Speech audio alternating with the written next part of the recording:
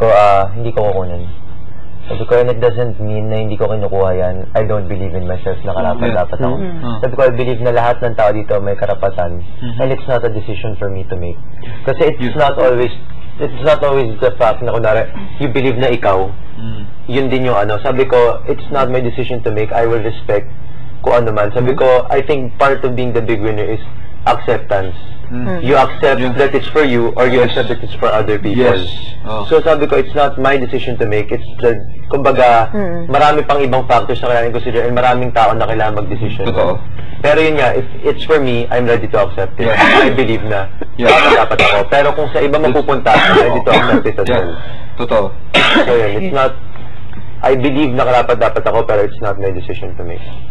Ganyan yung sinabi ko sa concession room, pero Tagalog. Sabi ko, hindi ko maaano yan. Kasi, lagi nang tingin ko ako. Pero hindi lang kasi yung ako, yung kailangan na dapat i-consider. Kasi hindi naman yan eh. And like, hindi ko kinuha yung apple, hinawakan ko siya.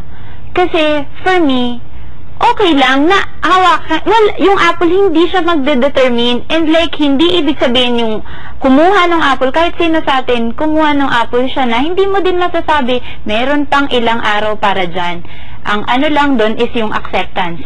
Or kung hindi man natin matanggap na ganun, kasi meron din tayong sarili-sariling rason,